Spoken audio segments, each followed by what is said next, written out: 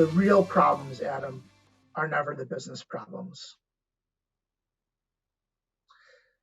And I just thought, like, how insightful is that? Yeah.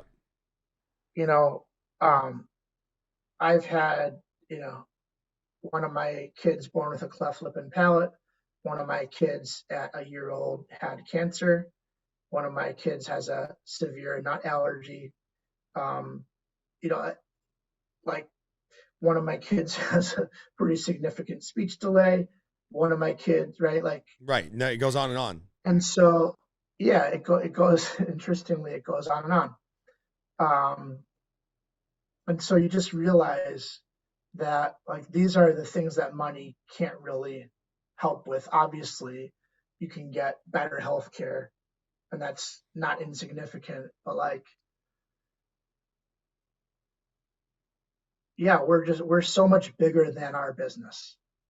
A good friend of mine, Emmett Scott, said that to me one time. He said, "You are so much bigger than your business," and that was a reminder to me. And I have it on a post-it note, and it's been here for 10 years.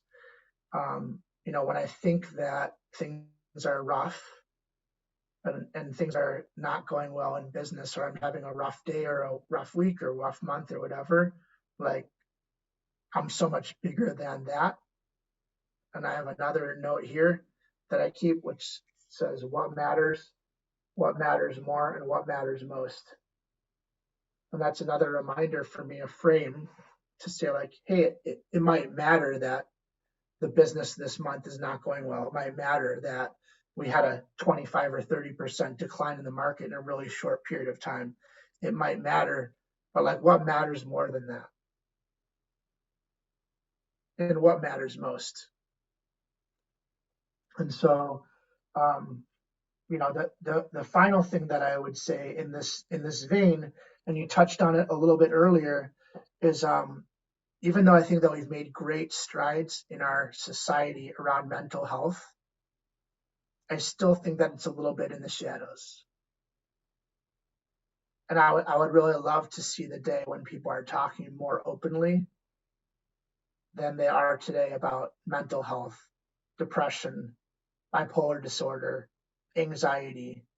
Um, because you can tell when somebody has a physical disability, when somebody's in a wheelchair, or whether when they have multiple sclerosis. But like, having anxiety or depression or bipolar disorder, like, these are diseases. And I think that we need to have a deeper understanding, a deeper level of empathy, and have more open conversations, because it's rampant. And it's they surveyed the CEOs of Fortune 500 companies, and a lot of high level executives and entrepreneurs deal with mental health issues. Yeah. Um, I've been a member of Vistage, which is a CEO's organization, since 2008. And I remember really vividly a guy named Cameron Herold, a brilliant business owner, wrote a book called Double Double, and it was one of the founders of 1-800 Get Junk or Buy Junk. Really bright, young, very successful entrepreneur, Cameron Herold. And he had everybody stand up in the audience, and he said, you know, if XYZ is something that you exhibit, and it was like, do you when you close a deal, do you feel exhilaration? Like, do you this, that, and other? And if you don't feel that way, then sit down. And like, and then he went through all these things, and then a pretty good amount of people were he's like, oh well, I just gave the DSM diagnosis for bipolar disorder or something like that. Right. It was like, oh wow, like, yeah, it's really significant. And I mean, we've come a long way as a society, but we're still not doing a great job. And I would say, in our young people, in our teens right now, I do believe that there is a mental health crisis in our country right now. It's nearly impossible to get a therapist for a kid, because they're totally full. And COVID, I really don't think that we have any magnitude of the depth and breadth and the havoc that COVID and our response to it has really wreaked on our teenagers in particular.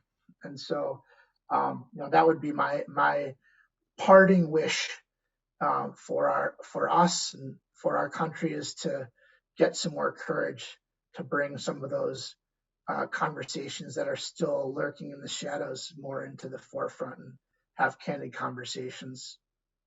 Yeah, I really appreciate that, and I'll share with you sometime offline when we're not being recorded some conversations I had with my 19-year-old son about some of his friends and things like that. We'll put a pin on that for another conversation. We covered a ton.